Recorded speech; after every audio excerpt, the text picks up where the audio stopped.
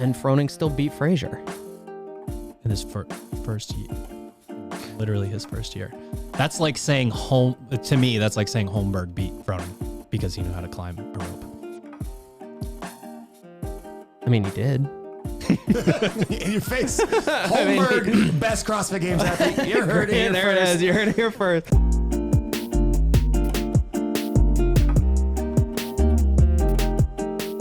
Good morning, Misfits. You are tuning into another episode of the Misfit Podcast. Full Goon Squad is back. Joe. Sup. That trumpet music, not like reveille, but the like sad one. Bum, bum, bum, like that Taps. one. Yeah, that. I knew Hunter would know it. Snack Chat needs taps. I got something that I've been keeping in. I've been holding it in for the podcast. No, you haven't. Oh, it's not that. It's not that. It's not that. It was hard not to tell you guys when it happened, but I knew for dramatic effect I had to save it. And I meant to send you a picture, Ted, but I didn't. I really don't know where we're at right now. Yeah, exactly. So the other night I unthawed some chicken breast. Turns out they were chicken wings, not chicken breasts. So I'm like, shit, can't cook these tonight. I don't have time. And then I got the idea, like I'm going to like really take the time and do some smoked chicken wings. So the next day, get them marinating, all that good stuff, out to the smoker, 2.5 hours, looking good. Crank the grill up to 500 to get a little bit of sear. 5 minutes or so on one side, flip them. They're perfect. They are perfect. 5 minutes on the other side, open the door, start fiddling around. They are perfect. So this is almost 3 hours of cooking at this point. What do you think happens next? Hank runs across the grill, rolls over. Cash knocks the grill over. Cash knocks the grill over. By far the largest grease fire I have ever seen in my life. And the wings were on fire, and Maya was like, they're probably so in a Traeger you have a pan that runs across because there's not supposed to be any direct heat. So the pan is there basically blocking the heat so that it, circulates and it's more like an oven. Enough fat had dripped off of those, and then just because it had, I don't know, been in there so I don't fucking know. Off of wings? Actually. Wow. Yeah, I mean, I had a decent amount of olive oil in the marinade, but like a Hunter level of olive oil? No. Just enough. So I am standing outside in a snowstorm with tongs that are 4 inches long, made out of metal. Burn the fuck out of your hands. And yeah, I don't have much knuckle hair left. Yeah. Although with my genetics, I can probably get Wait, so did the fire, when you like open the grill the second time and I opened the grill the second time and I started flipping them just to see, like, am I done? Am I going to turn this off?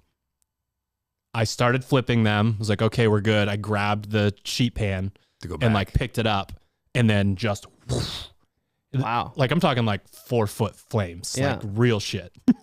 So I'm trying to get as many wings off as I can, right? But I'm lighting my hand on fire in the process. Yep. Worth it. There were wings on fire on the cookie sheet. Like once I had pulled them, that's how, because Maya was like, oh, what's a little char? Like it's not that big of a deal. And Maya, they're still on fire. She was in the basement. So I was like, char yet. Come upstairs, just take a look. Check this shit out. And see the char. Over half of them were the color of Sherb's shirt. We're charred. Like not burnt, like actually completely lit on fire to the point where they didn't weigh anything. There was like nothing left in it. You could have just crushed it. And it would have, it was crazy. And it was so bad that it was funny. I will remember you. So it was about 3 hours of cooking, and I think I got like 6 good ones. Drew's just standing outside in underwear, just saluting his Traeger. Just hold on. The photo doesn't do it justice because I didn't really like flip them around. Did you get any? Did you salvage any wings? Yeah, I got about 6. This is just for you, or was Maya eating? Maya doesn't eat chicken. No, that's a very friendly photo of what happened because the bottom side was. Is that Binga's? That's after? Those are the ones you salvaged? No. That's the whole, like, that's a tray. Yeah. What you can't see is most of the bottom side of those. That one would be pretty good. I would eat that one. Me and Cash should split that one. And to be honest, even the 6 that I had, by the time I ate all 6 of them, the only thing that I could taste was char. That is the only flavor. Favorite flavor. So, wow. What'd you do for dinner? Yeah, what'd you rebound with? I don't even remember. Well, I mean, that was already on the menu. I actually don't remember. I was so sad. I mean, I went down into the basement and I ate. Crying. Yeah, I don't know. Ate 4 chicken wings, went to bed 6 minutes later. I think I might have. I was so distraught. What I would have done. That would have been so upsetting. Reminds me of anytime we're on the road and we get our food ordered and then something doesn't show up for somebody and there's like, well, fuck, I guess I'm going to bed then. This sucks. Fuck, that is what it is. That's exactly what happens. You go on the road and you order food by for someone, everyone. you mean me. Yeah, usually. This is just flour and vegetables in a cup. Oh, sorry. We just brought you a cup of flour. That happened in Detroit. We had that Detroit gas station dinner. Don't fucking bring that up. That was one of the. I looked at the menu Remember for that like egg? 8 minutes. The buffalo egg? The orange egg? Oh, God. Thing was as orange as your hat. Wow. It was radioactive. It was just a radioactive. Fuck, I just remember landing in Detroit and it being like 3,000% humidity. It was just the wettest place ever. It was just terrible. And then we had to It wasn't eat that gas raining, station. but it was raining when we walked to that The gas rain was station. in the air. Speaking of spicy, bright orange foods, one of the best basketball players on earth he did a GQ 10 Essentials video, and during that video said that he eats 3 bags of their Chester's hot fries. Yeah. They're different. A little different than Andy's hot fries, but Yeah. He eats 3 bags a day. He says real size? yeah, like a bag. like a bag, not like a not snack the pack, but not the size. family size. Okay. Yeah. But he eats 20. He said he eats 21 bags a week, and that's probably under. And he says he's been eating them since he was 5 or something. And this dude is. Right, hold on. Grab your calculator real quick. Let's do the math. Assume he's like 25 years old. He eats 3 bags a day. 25 times 365 times 3. He eats 25 bags a day. He said he eats 3 bags a day. He's at 153,000 bags. Oh my According God. to Sherp's math. How much do they cost? It was like a $2.99 bag. Yeah, multiply that by $3. $9 a day. $500,000 on amazing. hot fries. I mean, it was in the NBA. It was an investment. Long term. This one rings true with me. I was a hot fries kid. Is it Andy Caps is the brand? I don't know. Is that like a nationwide thing? Or is that a New England thing? I moved on at some point to Flamin' Hot Cheetos. And I had an incident that I don't know if I've talked about on the podcast before. This therapy session, you're welcome to it. Yeah. So I was in college and I had hit rock bottom. I was eating Flamin' Hot Cheetos regularly, almost every day. meal. Every meal. Not 21 bags a week. And you're either at rock bottom or in the NBA. There was no in Maybe like 4 bags a week, somewhere in that range impressive. would be my guess. On a bad day, maybe 2 bags though. And I went to the bathroom. The sitting down kind. And when I stood up, the toilet bowl was the brightest red you've ever seen, like ever. So I went to the emergency room because I thought I was dying. And the funny part about, well, I guess it's all funny. Never mind. It's all funny. It's all funny. It wasn't funny until these things started happening.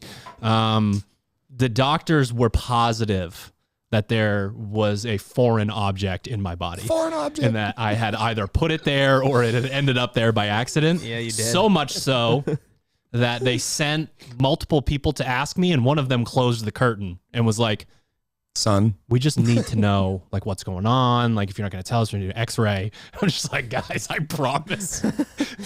There's nothing other than Flamin' Hot Cheetos in my inside me right now. They're exclusively Flamin' Hot. So I left and they wanted me to like go see a gastroenterologist. And Turns out within the period of time from when I went to when I was supposed to have my appointment, I found out on Reddit that if you eat too many Flamin' Hot Cheetos, it looks like you are shitting blood. am I dying or is it a side effect of Cheetos? Yep. So I ate a bunch of Cheetos and went to the emergency room. That's my story.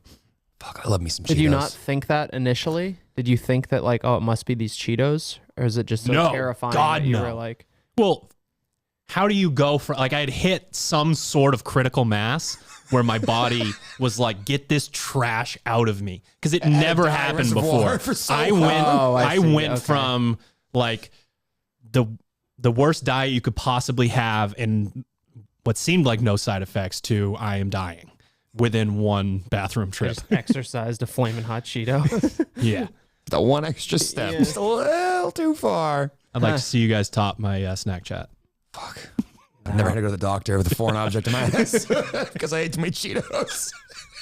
I mean, it depends on how far we want to go. I'll tell this story and then Ted can decide. He's definitely not going to cut this out. But so in the Noted.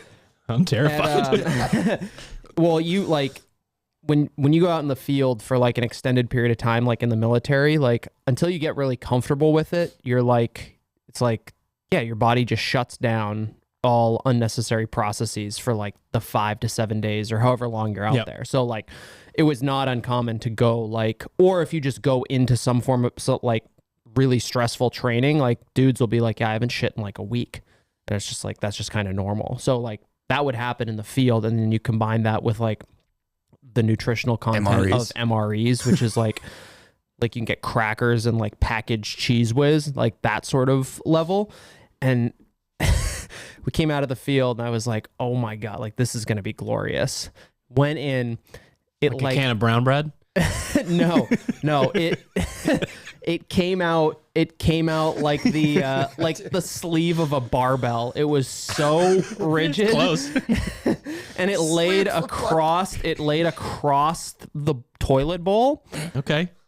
Would not break with the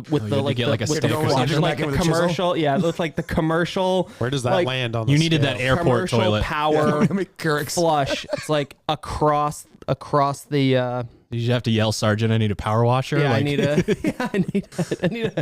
jackhammer in here. Jaws of life. I need the jaws of life, boys.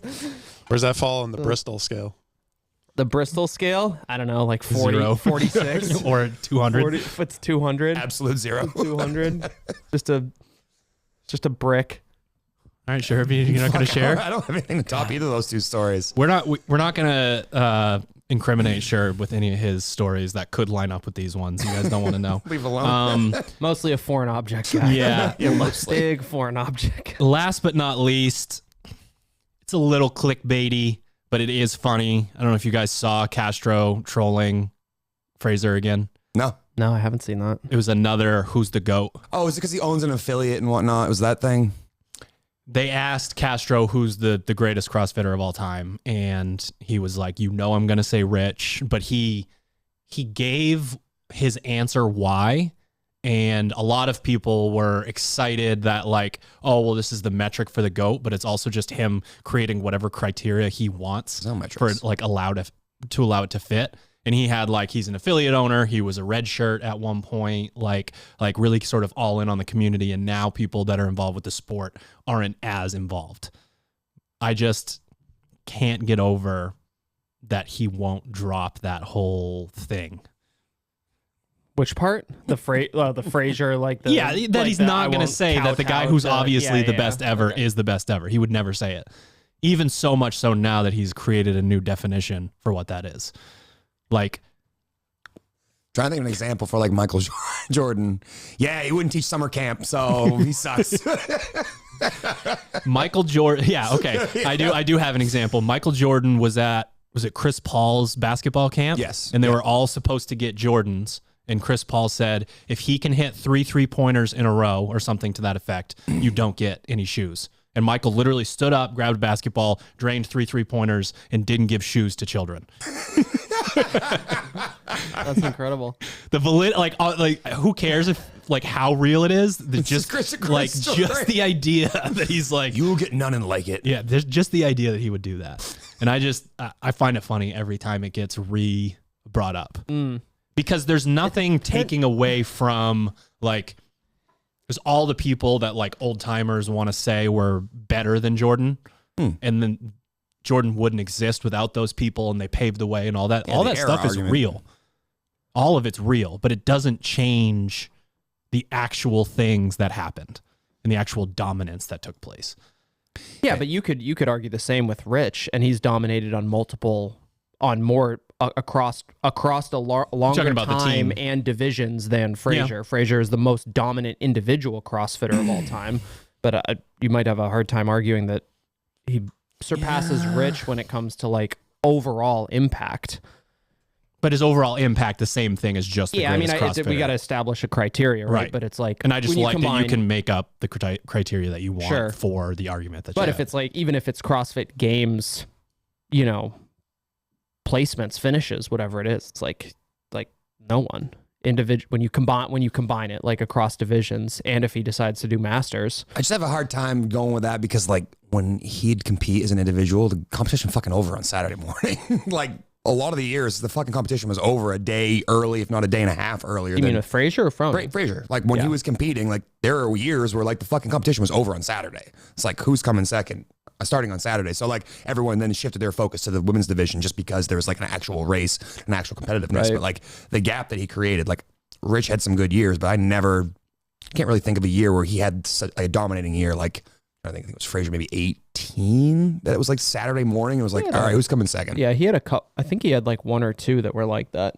Certainly not to the degree of Frazier, but yeah, if you're talking about the totality of impact, yeah. But I actually did think that you might have an argument for Froning, just in my head. I don't know. Like if you were to ask me personally, I think like Frazier is the better CrossFit. But then again, it's like it's the generational thing. Yeah. It's like, well, it's like would Jordan have played? Would Jordan would be as good as he was then as he like in today's NBA? And it's like I don't know enough about basketball, so maybe, but like Wayne Gretzky wouldn't have been. Wayne Gretzky wouldn't be able to. Yeah. I don't think in his prime would be able to play in today's NHL. But that doesn't mean he's not the greatest of all time. That was an exaggerated statement. That was you don't think he could have played now? It's the greatest hockey player. You mean just like play at the level? I don't think he would be. I just think he would have been too small and too slow. The game has just gotten so much better. Yeah. Comparatively.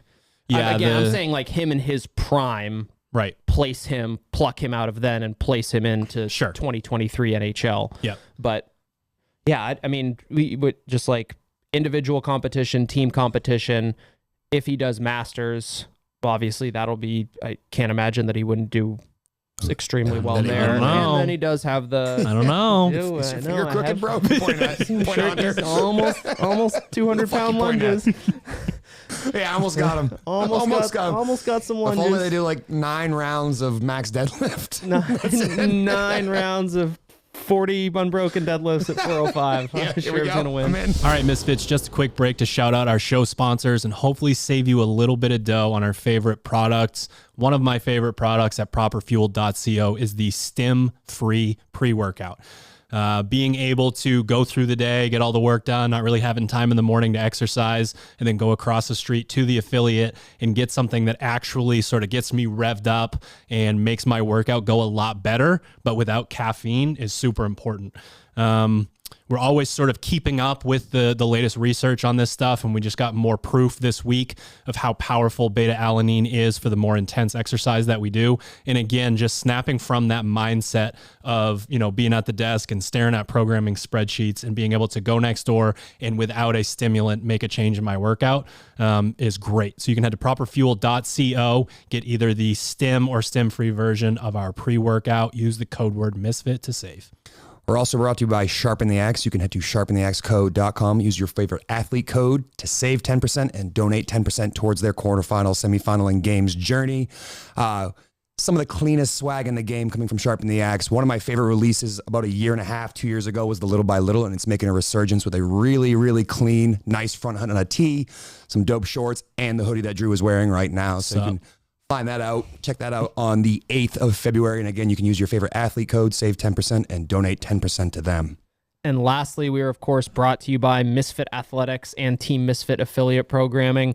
For those of you listening, maybe you're following the program, maybe you're not. We are in the midst of quarterfinals prep for our Hatchet program track. Athletes really getting ready to kind of give it the juice in the open in their quarterfinals, being their kind of Super Bowl for the season.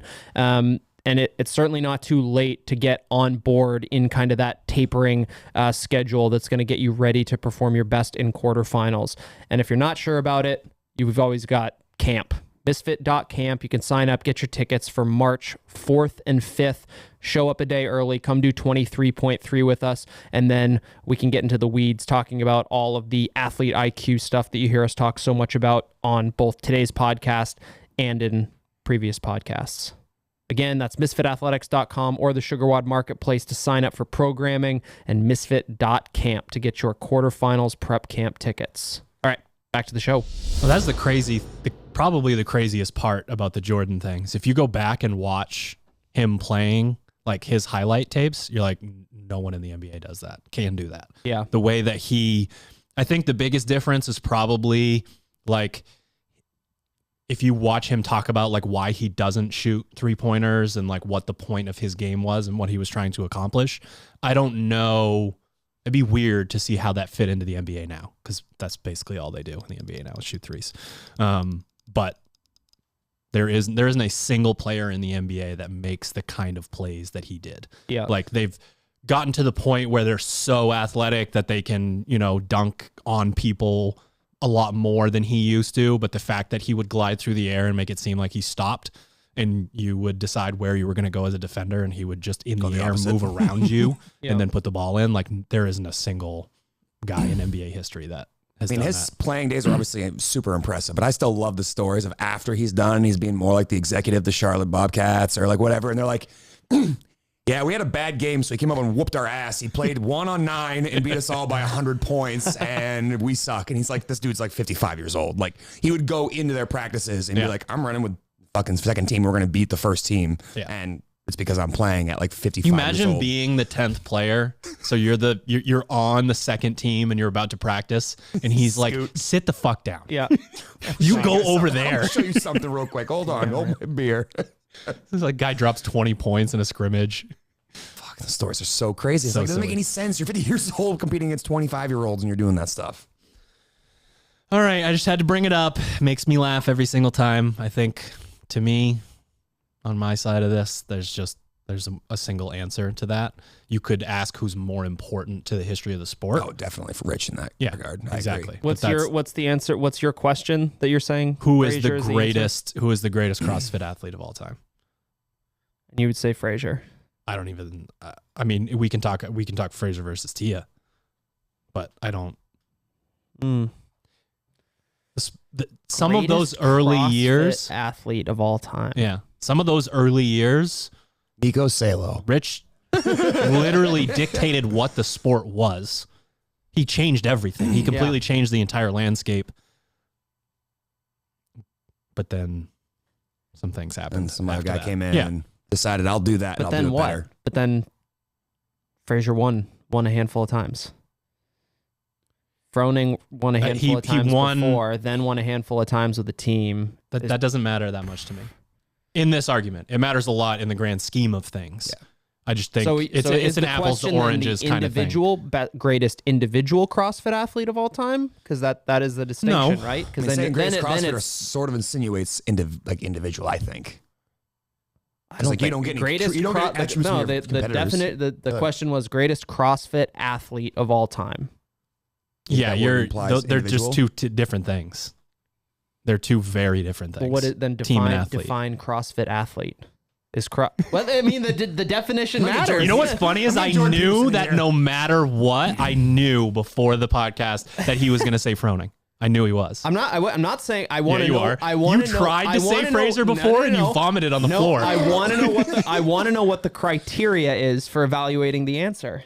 And I'm saying, suck me, Ted. Get fucked. I got an MRE with some cheese for you. That's the thing. You can't set the criteria without setting the criteria. You know what I mean? Like you're saying one thing. I'm not saying the criteria. I'm saying define what CrossFit athlete means. I'm trying to help your situation. I'm saying that when you are saying what you're saying, there is a criteria that you've decided sort of attached to it, right? No, There's I'm a not. reason why you're saying what you're saying. I'm looking to hear what the criteria is so that I can give my answer. I think it's demeaning to say greatest individual CrossFit athlete because that's what the sport is and has been. Team CrossFit athlete of all time. That's not a hard thing to answer. Rich Froning? Yeah, of course. Who's the greatest individual CrossFit athlete of all time? Tia. Tia or Matt? Tia or Matt? Yeah. Who's the greatest CrossFit athlete of all time? Tia or Matt? Okay. You got to think about the playing field. Those are three questions. No, you can't. I don't think you can do that. It's like... No, you can, though. You can. You absolutely can, because there could be another iteration. You know what's easier than, like, each time you go down the line, each time you change from this part of the sport to this part of the sport to this part of the sport, it's easier to succeed in different spots. That's why it's so hard to compare those two things. It is hard to compare, but you can't say that an athlete isn't as good because of the time. If they overlapped, if they competed at the same time, there would be an argument. But there are the 1 year, but aside from that, like there had to have been a greater overlap, because there is definitely a generational difference between the caliber of athlete when Rich was competing and when Froning was competing. But you can't Froning was superior to every other athlete in pretty much every way at the time. I don't think you can fairly, I think eliminate relative history and just say that, because then obviously like Matt would win in 9 out of 10 instances in that, but you can't.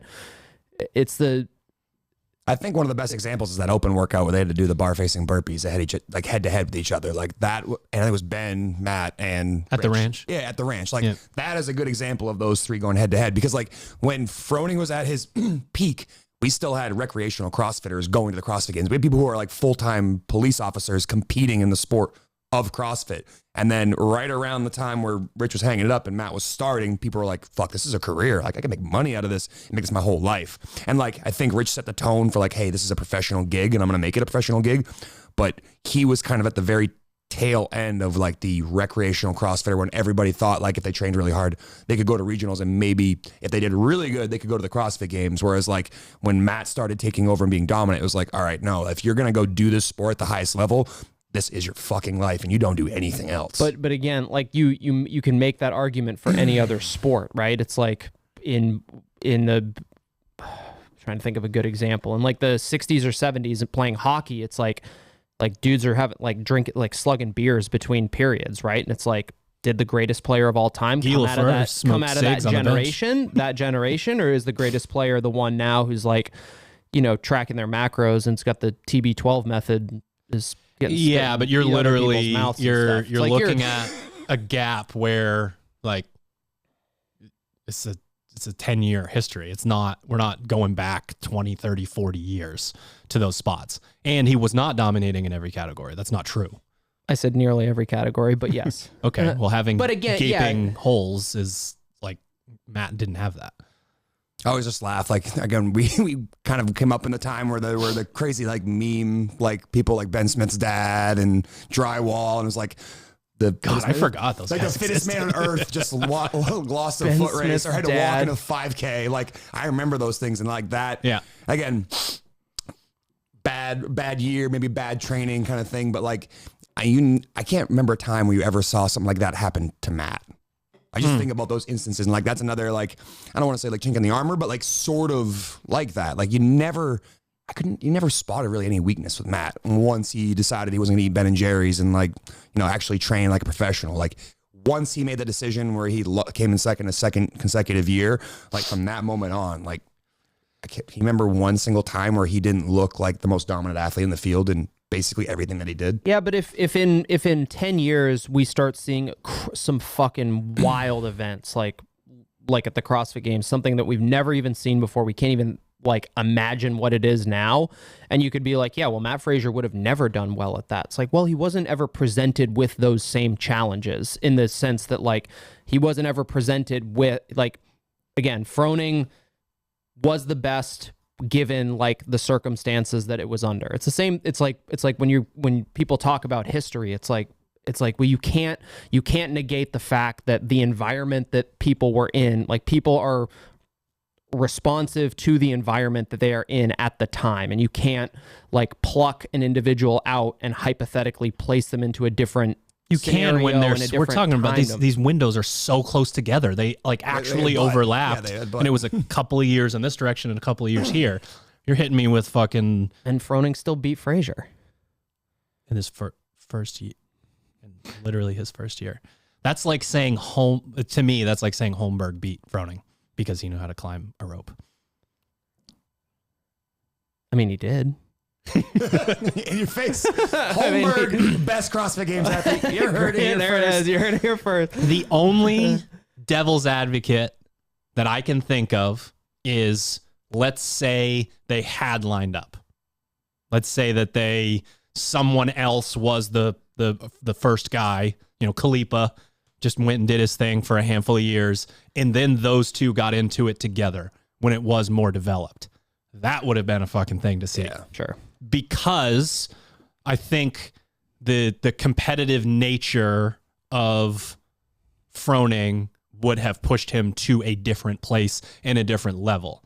But in reality, he didn't get there. Maybe he didn't have to get there. Look, if you win every year.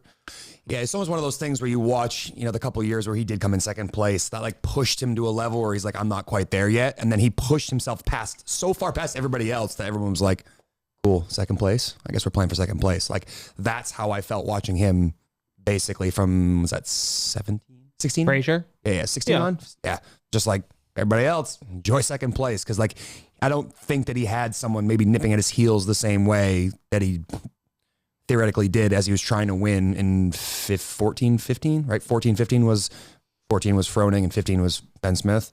Like, I think those are the 2 years that like really like stuck that thorn in his side where he's like, I'm going to train so hard that like ain't nobody coming close to first place. And like, I think that's the difference there. He just didn't have anybody that was that close. Like, you could make the argument now moving forward that Medeiros has the opportunity to like ward off the people that are like nipping at his heels, the guy coming off a 4-year suspension and Roman finally getting a chance to compete the CrossFit Games. Like, we could potentially be seeing something similar. We obviously haven't seen Justin quite be as dominant as, Matt. He's not winning a bunch of events. He just does really well at everything. He's not someone that like, handful of first, handful of seconds, some thirds, and then like a seventh. Like, he's typically like a bunch of second through fifths. But like, that's what I think we could potentially be seeing up and coming. Curious to see if he'll ever get pushed to the level where like he is as dominant as Matt is. And I don't know if we'll see it for a while, but Yeah. yeah. I can't, I think I'm too much of a purist to say, oh, let's talk about these other things that I don't think belong even in the conversation at all.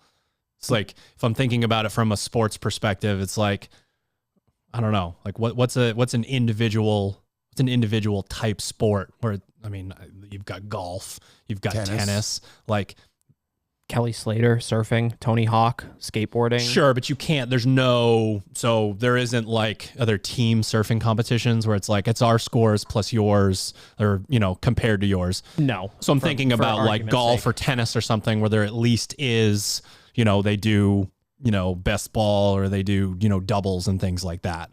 Yeah. If you're going to decide I'm done with the sport and then I'm going to go do this other version of it, great, fantastic. That's like a choice that you're making. But I don't think like that to me would need to be its own silo.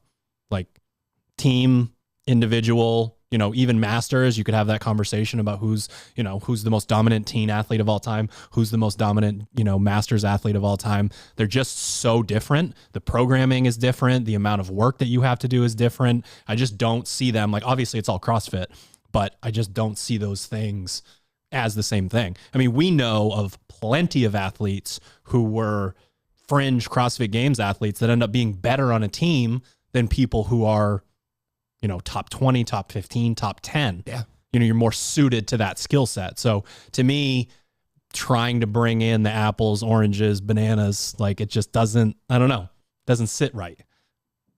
It's not saying one's better than the other. They're just so different to me, like so incredibly different that I can't do it. That's why definitions matter. What's that? That's why definitions matter. Big definition guy. Big definition. Right, but a CrossFit athlete, CrossFit is individual. It always has been. The team thing is like a fun thing to do. It's a noun. CrossFit athletes, like a person. Yeah, like but the most CrossFit is an dominant- individual thing. Oh, I skipped that class. What? Now. The most dominant CrossFit athlete. The most dominant CrossFit now. Listen, if we say individual, like I have no argument. Like it's either Fraser or Tia, and we could have that argument. But I think if it's like greatest, that was the question, greatest CrossFit athlete. I mean, all they said was, who's the GOAT, Froning or Fraser? That was the question that he got. Okay. And he's not going to say Fraser. Sure. Best friends with him. Best friends. Yeah. All right. No, too many external factors. I gotta answer that question for me as Froning, just on a definition standpoint. Right. You made up your own definition. CrossFit is an No, I made one. CrossFit You is an wouldn't individual provide sport. one. That's what I think. CrossFit's an individual sport. It is. What is there? Is there another sport? I'm trying to think of if there's another sport like that where tough. you're like an individual on a team, or you can compete individually or on a team. I think tennis is one of the best examples. I was actually just watching that Netflix documentary. It's called Breakpoint, and it's talking about like the Australian Open, whatever. And there's like the guy that had beat Rafa Nadal at, I want to say Wimbledon in like 15 or 16 when he was like a super young kid. Tan Austin? Yes. Guys, look up a photo of Nadal and Austin Spencer side by side. It's fucking freaky, especially when he's younger. He didn't have a beard. Literally like doppelganger. I can see that. So anyways, in that story, basically they're taking him through like the 21 Australian Open, and there's this guy, Nick Kyrgios, and he's someone that was like slated to be in the top like conversation of like semifinals, maybe win the whole thing, beat Nadal, and he gets knocked out like in the fucking round of 32. He has like a bad event. He's a hothead. And he decides one of his buddies is also, a pretty good tennis player, but nowhere near caliber, going to go win things. So he's like, hey, you want to team up and do this? And they, accidentally, as two individual tennis players, form doubles and win the whole thing, which is like unheard of because the people that they beat are like phenomenal. Like they were expected to win so much. And it's just like that to me is an example of, someone who's playing an individual sport and have to take an individual skill set and figure out how to then adapt it to the team aspect. Because, what Rich had to do from individual versus what he has to do with team is, I think, very different, but also very similar. It's just like there's a communication aspect. There's a teamwork aspect that's involved in there. So like more influential in the sport? Sure. Rich. Better athlete? Matt. Interesting. Boom. Interesting. All right. Quarterfinals prep camp. Oh, camp. A lot of chatter on the old Discord about camp. To the point where I think it's worth talking a little bit about camp in a non-salesy, advertisey way, and just like there are people I think that are concerned with this idea of maybe even if the name wasn't quarterfinals prep camps, just, it's an athlete training camp. Like, should I go to something like that? And one of the things that I thought about more than anything else is the idea of being in a room with like-minded individuals. And last year, between coaches and Misfit athletes and then camp attendees, we were, pushing 50 people in the room. And there's just this buzz. I feel like society now is very siloed and people are sort of off doing their own thing. And, you are in your, echo chamber in a certain way of, you probably get a lot of CrossFit content through email and Instagram, and you go to your gym and everything like that. But when you sort of organize it a little bit better and, go through the finer points of things, I think that the retention is much higher because of how into it you are. And then just that like personal social experience, if you haven't had that through something like a training camp or a seminar or even like a competition that's a little bit more of like an intimate setting, this is the kind of thing that like every CrossFitter should experience. It's like the way I think of it is going to do the level 1 or level 2 from CrossFit. Like when I was coming up and starting to do CrossFit from the very beginning, like following main site, and I was like, oh, this is kind of cool. And then you go do the level 1 for the first time. You're like, holy shit, there's a bunch of people who also really like to do this stuff. And like that environment, like the the passion with which people speak about, and the atmosphere that you're in just makes you like love the thing more. And I think that if, anyone that follows our programming and really likes that what we do here has an opportunity to come here and visit, like there's just a level there that's just not created outside. And we try our best to encourage the Discord groups and find a friend group on there and communicate and share scores and learn from one another. But there's just no better environment to really double down and get better at those things than being in person here. And it's so funny because there's all those like memes and jokes about like, well, you shut the fuck up about CrossFit. But like when you come to Misfit Gym Portland to quarterfinals camp, like that's the only thing we're really concerned about here. We want you to double down on that. We want you to ask those questions and be a part of that. Nobody judging you in that room about loving CrossFit. It's so fun in that regard because again, that's why you're here. That's the purpose that brought you here, and like allows us just to have fun with it, which I think, in your normal life, it's a slice of the pie. It's a little sliver of what you do every single day. But when you come here, it can kind of be the whole thing. And what better way to focus on something like that you really care about, and then you just get fully entrenched in it for 2 full days. Plus, if you come a day early and do 23.3, you get an extra day. The way I think of it is, like kids up until they're like 4 years old are mostly like socialized and developed by their parents and whatnot. And then once they go to school, it's like you better hope you did a good job by the time the kids are 4, because the rest of the time it's going to be they're going to get socialized with their friends. Yeah, you're almost there. Sure, you get there, kid. So I think of it as like we're the parents right now, and we kind of talk to you guys throughout the year, whether it's through the podcast, through tip videos, or maybe directly through Discord.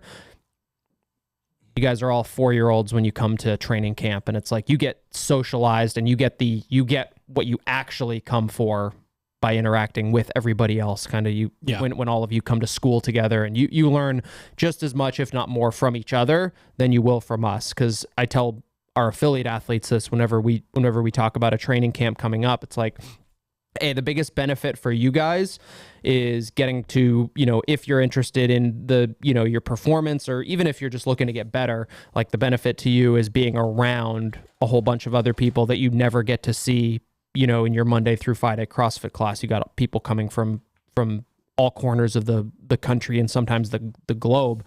And I don't have my right-hand pocket of like sweet CrossFit Games quarterfinals, semifinals, and Games athlete cues to help them do well. And then in my left pocket, I got the dog shit cues for the affiliate athletes. Like, you guys don't rate my right pocket cues. Shoulder circles. Let's go.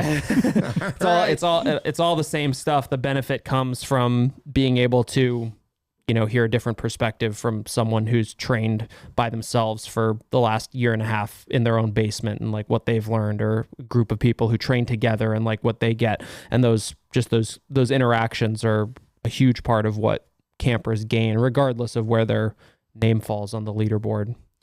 Yeah, there's a few things that make the community different and exciting. And one thing that I think we do well is we help athletes sort of find out where they're currently at in their journey and where they should slot into the ecosystem. But that is just a snippet of time more than anything. Like, where you're currently at, where you want to be, you're going to be somewhere on that continuum. And one of our jobs is to help you figure out where you're currently at and what it is that you can do to progress and move forward. So the idea that you are either not even just an informed participant of the sport, or you're not where you want to be as a coach, or you're not where you want to be now as an athlete, the biggest opportunity to make a change within that is to come see us in person.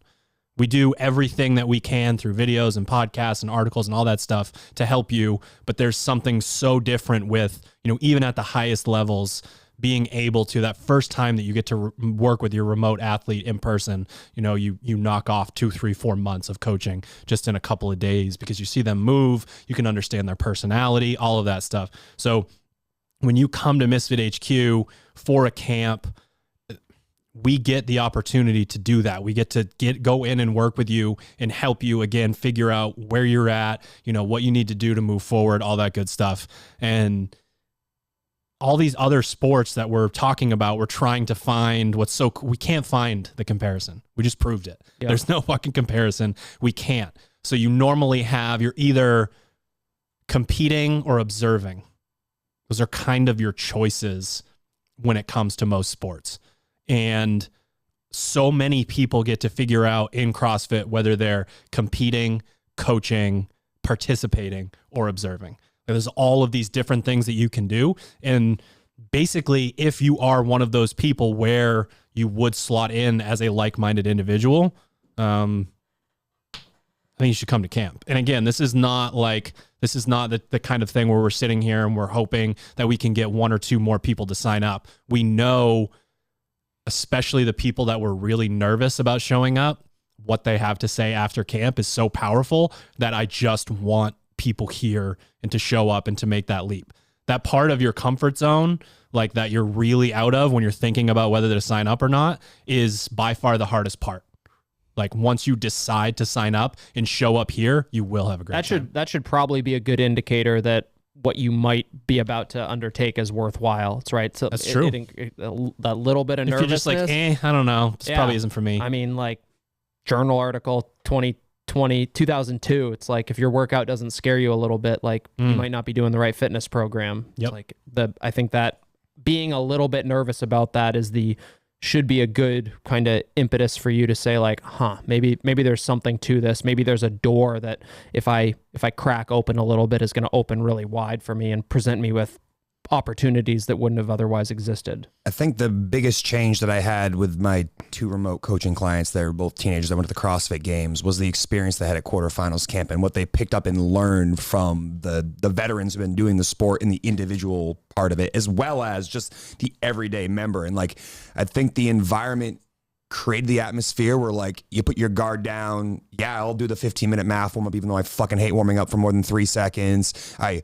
see the ownership over like how you dial in your nutrition. I see the ownership over, you were going to clean and jerk. And then while I'm over here already at 80% and that person's over there with still, 40% in the barbell, dialing in technique. And I really think that allowed them to take, a giant leap forward, almost like going into a time machine and fast forwarding 2 or 3 years. Like, that the opportunity to come in and learn in this environment allows you to figure out what you are good and not good at, and then say, all right, how do I put a magnifying glass on that?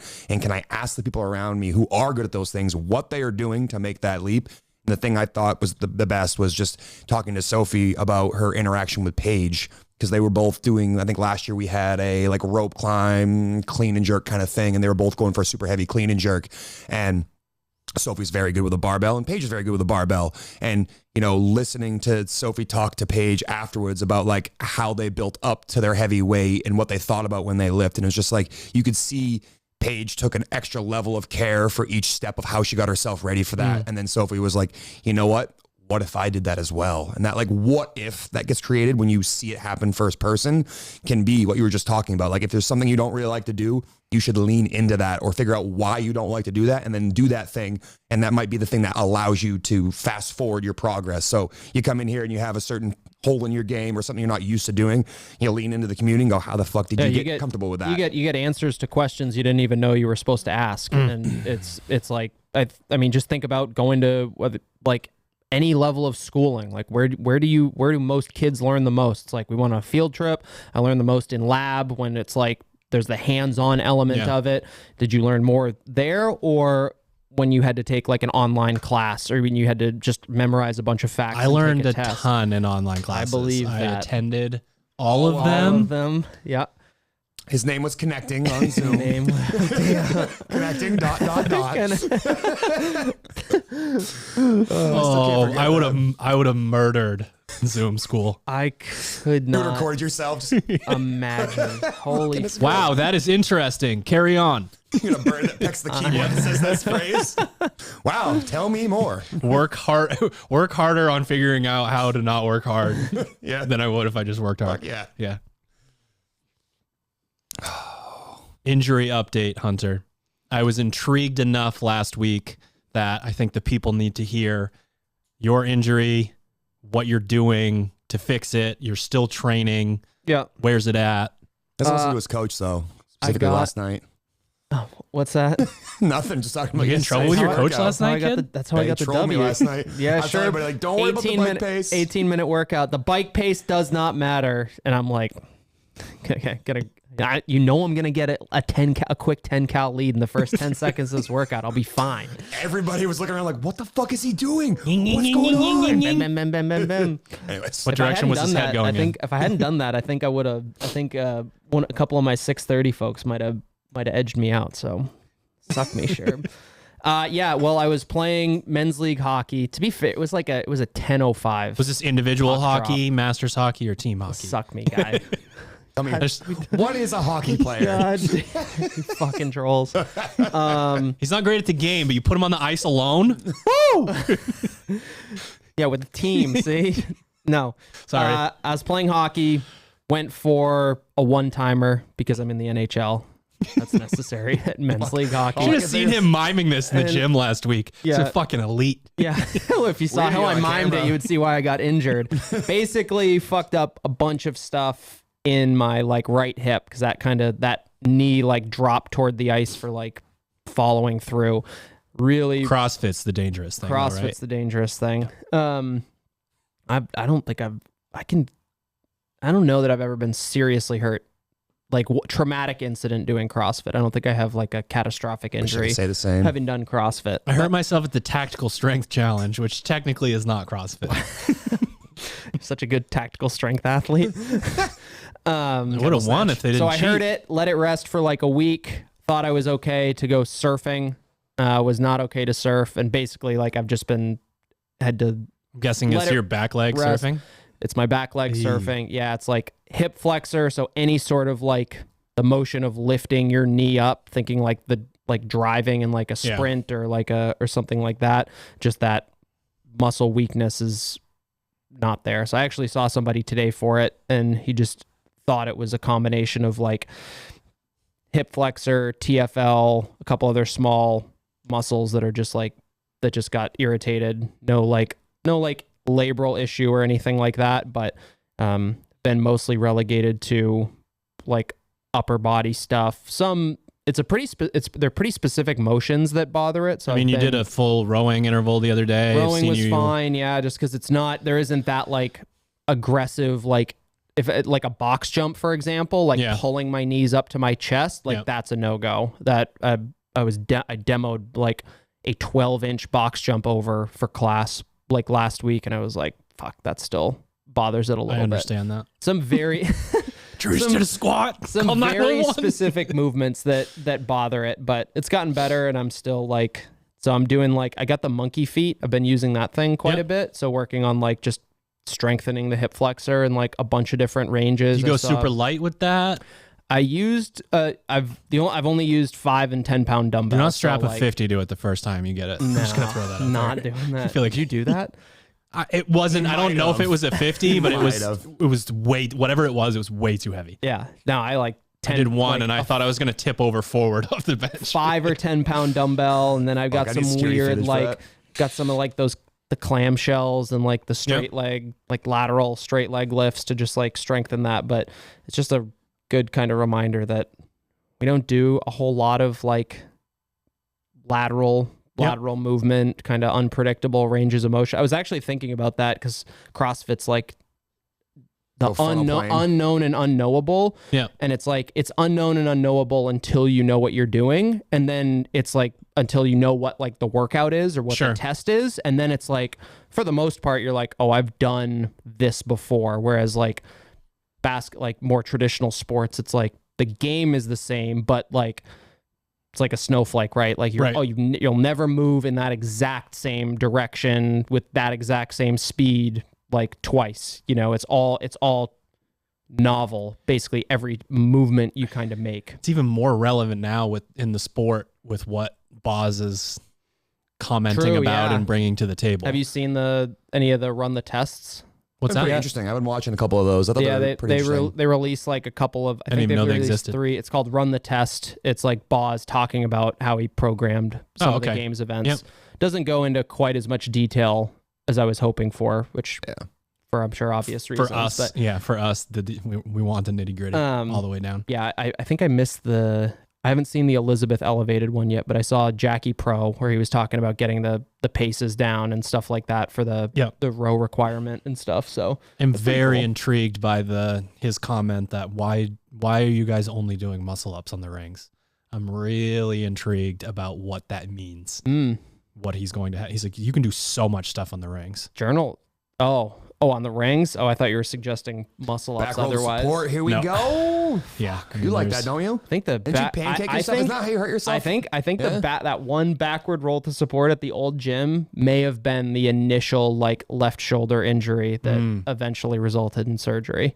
Remember you belly flopping off the top of those rings? Fuck, that terrifies me. I hate that. I've been working with an affiliate athlete too on muscle ups, and we've gotten to the point where I'm giving her like a little bit. She does 98% of the work, and there's like just a little bit of my arm to boost her up and get the turnover, so she feels what it's like to receive in the bottom position correctly. And I'm like, okay, I'm gonna go really gentle at first because I you want to heave her through? Yeah, I'm gonna like throw her through the rings, and it happened one time, and I was like, I was like, is that on me? Like I'm like terrified that I'm gonna throw. Well, no, because her movement pattern and where she turns over and where she catches. Yeah. If you manipulate that in any way, that is going against all of her muscle memory. Yeah, and all I can think about is me like throwing that left arm like straight internal rotation, chicken wing, like fuck. Like I don't know if I'd ever do a back roll support ever again. I was like, nah, I have no fucking need to do this. Got it. Yeah, I did it once. Check. I got a video somewhere, probably, maybe. I don't know. We're going to end with a little conversation about a certain 12 to 15 round workout that was on the blog. I got to go. Sure. Gotta go feed so we got a little Operation 21-15-9 update, and then we've got a little programming chat, a little athlete IQ, read the workout kind of chat. Yeah, this is so your version for the people. Your version was 12 rounds, 5 front squats, 1 rope climb, 30 double unders, 1 rope climb. Correct. MFT was 15 rounds. Yeah. The weight the same? Yes. 135, right? 155. 155. I think Hatchet was 135. I got a blend then. I got 155 on the barbell for myself. Front squat 155. Why don't you just talk us a little bit through, because it was special for you. Yeah, I mean, I think about that workout, and you know, one of the things I've been trying to focus on this season is understanding how to appropriately pace a cardio workout, which is the stimulus of that workout. And again, the identifying criteria for that is like the sets are small, the focus is on transitioning and keeping your round pace relatively the same, unless, let's say, it was a cardio interval where, you know, we might ask you to reach a bit, but it was sustain your pace the entire time. And going into that workout, like right on paper, I'm like, sick. Time under tension on front squats. Front squats, I don't have great mobility, are going to be challenging for me, but I think I can get through 5 every single time. That's not a concern.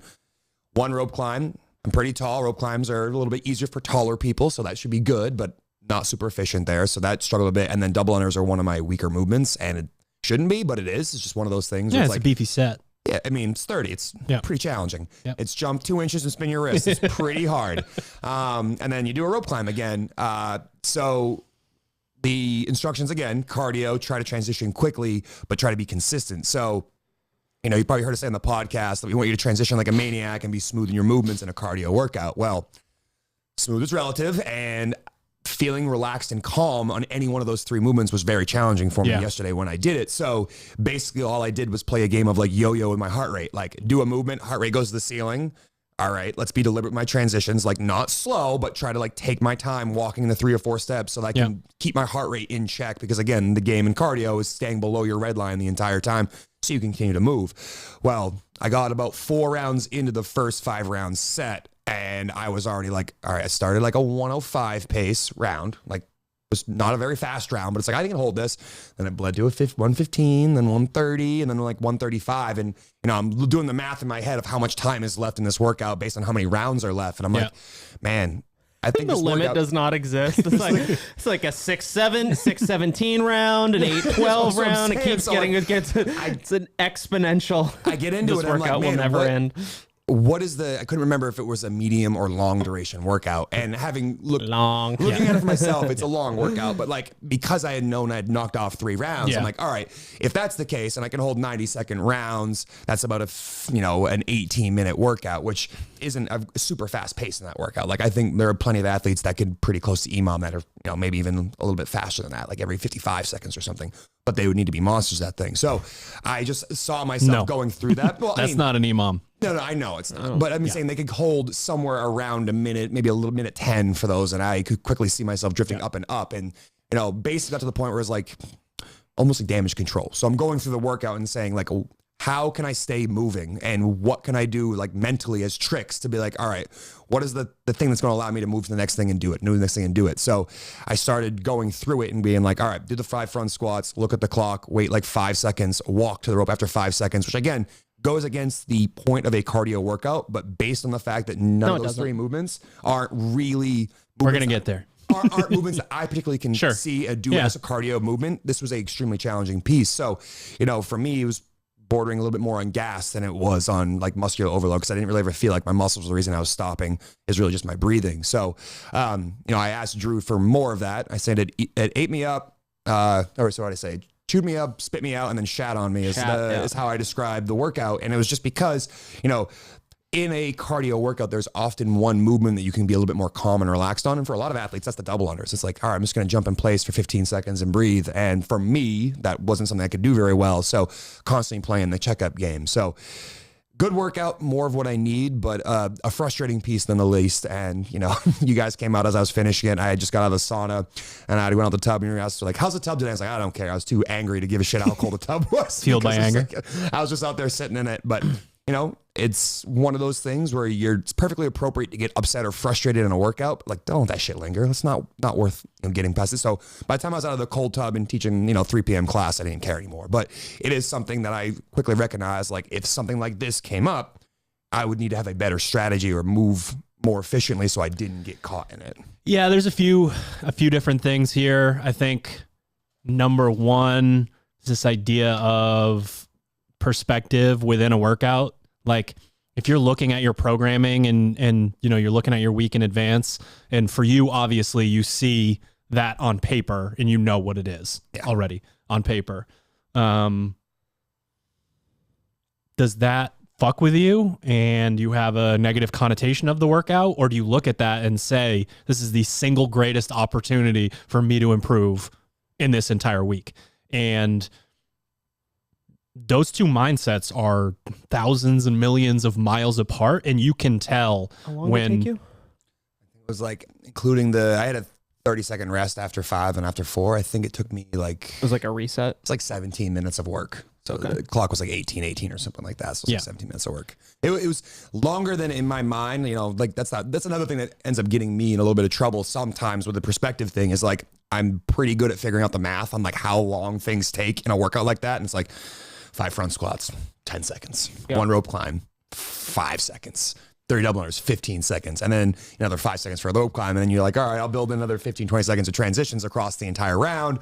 That means the round's a minute 15 or 20. And again, that's idealistic across one round, not multiple rounds. So that does sometimes set me up for trouble because I'm like, all right, quickly realize when the movements are so quick too, all of a sudden the transitions are like if it takes 5 seconds to climb the rope, but 5 seconds to come down the rope, walk to your jump rope and start to get it spinning. It's like what proportion of the time is spent working versus transitioning. And, if you were to be able to have a button that started and stopped like a chess player, almost like he is working, he is resting, he is working, he is resting.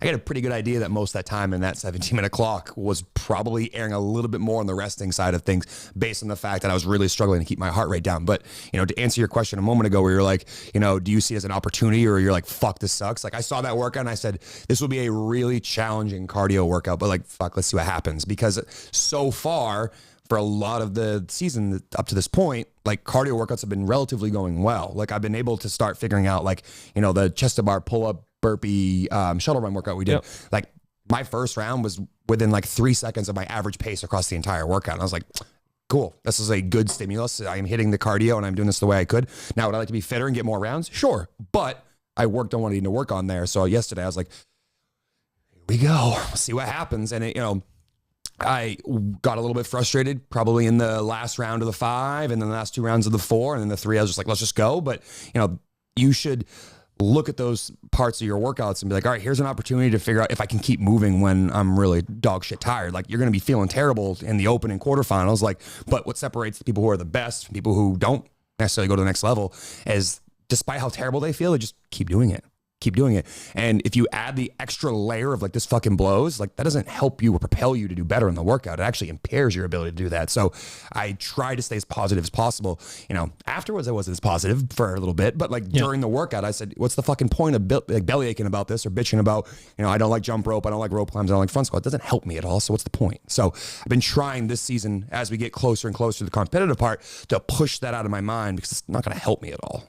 Yeah, I want to address the idea of from the athlete perspective, when you go in and you see your stimulus and your pacing, those are not anecdotes, they're instructions. So if you see that and we say sustained pacing, we want round 1 and round 15 to be as close in terms of splits as possible. And then you're like, well, you didn't give me any individual cadence movements, then we know that we're adding another movement in, and that is your transition. And your ability to figure out body language, how long you take, what is your routine, how many steps you taking, am I chalking, am I doing my belt, X, Y, and Z, and you get into that sort of robot mode there. That's how you're supposed to see these kinds of workouts. We are not expecting you to Kool-Aid man every single workout. It's not smart. It doesn't teach you, in the same way that all these other things can. So we're looking for you figuring out how it is possible to get round 1 and round 15 to be similar. Gas stimulus, we want you to find that line and go over it basically on purpose. Now, that's within reason, right? When it's a gas stimulus, we want you to go out there. We want you to push. We want you to find your threshold. And that's more in terms of your physiology.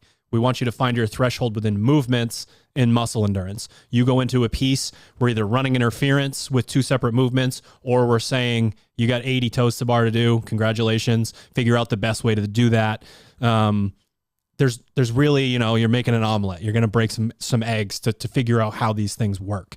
So I just think it's really important for athletes. And there's another step to this athlete IQ when it comes to this workout that seems to be plaguing certain people within certain workouts. But it's just really important that those are, yes, we use them for programming, but that shouldn't matter that much to the athlete. It's an instruction for how you should see the workout and how you should attack the workout, even if you have to audible 2 rounds in, 9 rounds in, 14 rounds in, whatever it is. I mean, I try to then think about what I did today, which was the 5-minute AMRAP of shoulder to overhead and bar facing burpee. For me, that was split into 3 minutes and 2 minutes with 90 seconds in between. And gas versus cardio, I'm like, fuck, I have to go pretty hard, but it's also 5 minutes. Don't make the mistake of sprinting the first 90 seconds and getting, 6 rounds and then getting 4 rounds in the remaining 3.5 minutes. So, you have to have those gears. And I think what you just described is a really important thing that athletes have to realize, that like every single workout you do, you don't need to turn into a gas workout. Like, you have to know when it's appropriate. And that's, again, why we get those descriptions there. So you can kind of figure out like what is the gear in the car you need to be in, because they're not always supposed to be in 6th gear. Sometimes it's 3rd, sometimes it's 4th. And I think that if you have enough variance in your program, you have the opportunity to practice all of these and get good at them. Yeah. And when you're brand new, we've talked about how machines are a great way to kind of practice those gears devoid of skill. And then once you've kind of built up those engines so that you can be in each one of those gears, then it's time to practice your sport and see how that, plays out when you have to do a skilled movement like a push jerk or a muscle up or, whatever is coming up on the programming.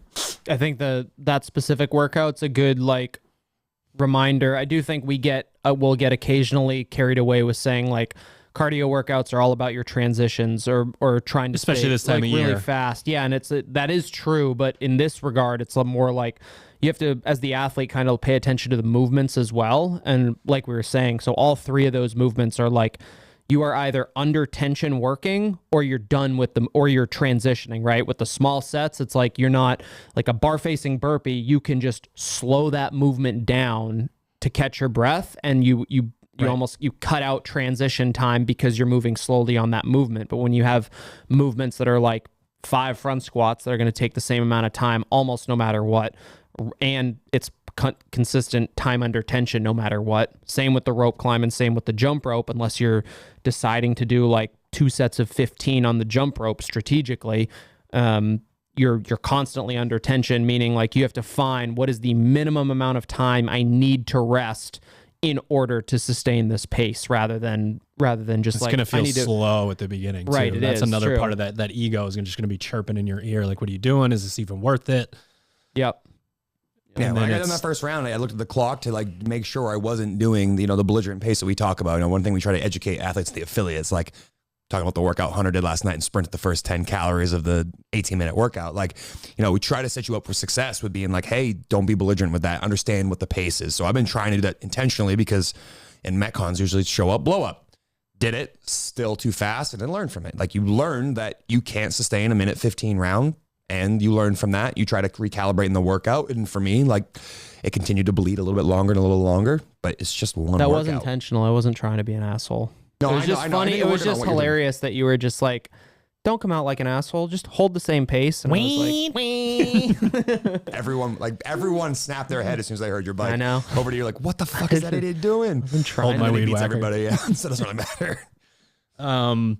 It's not a coincidence that this is the second workout of this style recently that we're breaking down. And that's the other part of this athlete IQ conversation is I would learn how to multiply moving forward. We've got convert seconds to decimals back to seconds. Yeah. Like, that's too much, too far. The last one was ski, deadlift, chest to bar, bar muscle up. It was a lot of rounds. It was a very long time. And if you go in and look at it, you can figure out, right? You can figure out how much you have to ski, how many deadlifts at a heavy weight, how many chest to bar, how many bar muscle ups. Like, you really, really should just do quick math on total volume with workouts. Now, what was funny is I put this, so I believe Luca was competing. So I put this, or the ski piece, in on a later day just to be like, heard this one was good. Like, let me know how it goes for you. Now, he came back with the good athlete IQ response of like, I just didn't ski that hard. Mm-hmm. And I didn't, blow up in the workout. That's what I'm supposed to do. Today, on the other hand, just to make sure that everyone feels relatable, it was, he said a bunch of stuff about it, tried to keep consistent pace, not to stand around, still harder than expected. But later I was like, what was I expecting? When you do the math, it's 75 front squats, 30 rope climbs, and 450 double unders. So just taking that, because that's what I said to you yesterday. Yeah. You were like, man, you had an expectation of that really being a traditional merry-go-round workout. I was hoping to try to do like, that. It's 24 rope climbs. And it was not. 24 rope climbs is, when you get into that territory, it's a thing. So it's just important to understand you have your pacing instructions, but also knowing, especially from the athlete perspective, what is the total volume? Like, when we're programming, you guys are almost always putting down in the bottom of the cell, how many is this? What's the total time we're thinking on, that sort of thing? And one resource that I'm working on right now more to coach other coaches, but could be helpful for competitors, is that the cadence of the movements, and literally having either a calculator or at least just a list, a matrix that says 10 bar muscle ups takes 30 seconds or something like that.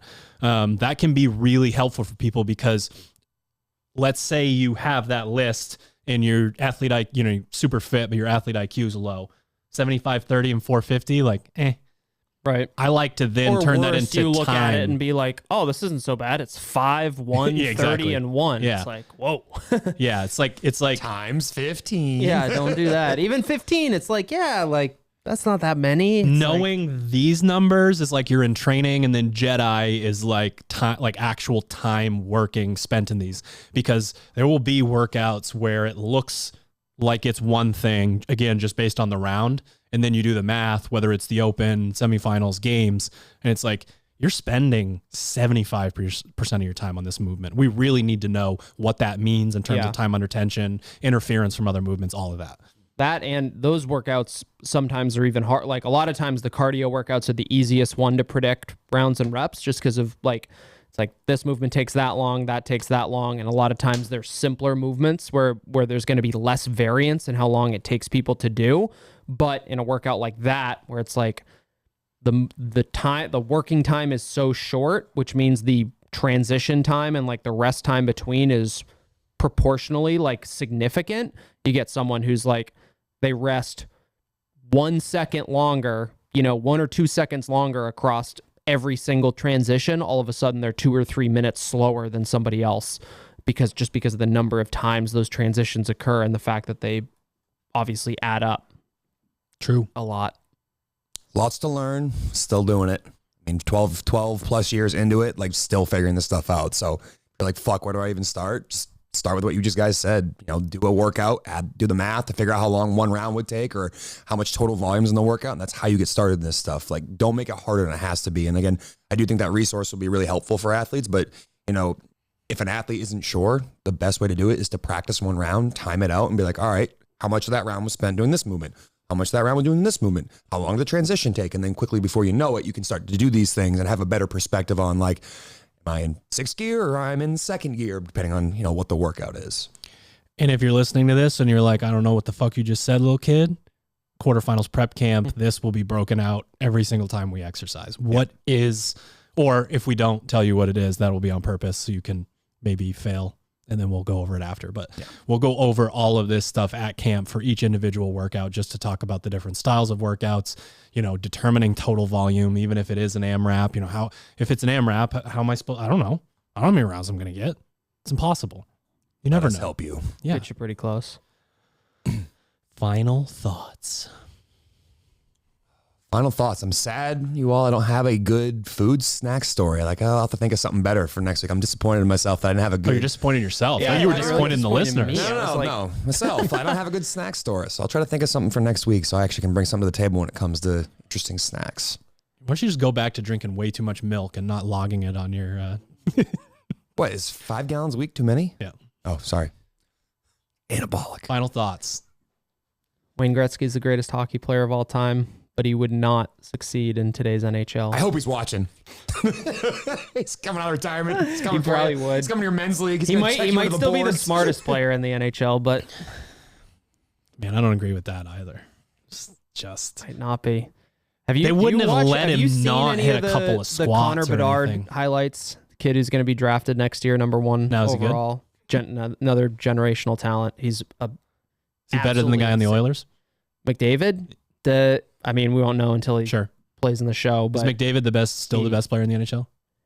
yeah, Yeah. I think you could argue a couple other players, but he's by. I love their he's sunflower seeds. So Who the fuck is McDavid? he's so fast. McDavid's. It is sunflower weird seeds. taking time, because I basically I used to watch the Bruins like throughout the regular season and the postseason. Yeah. Now it's like if they're playing the Habs or postseason, like it's rare that I watch.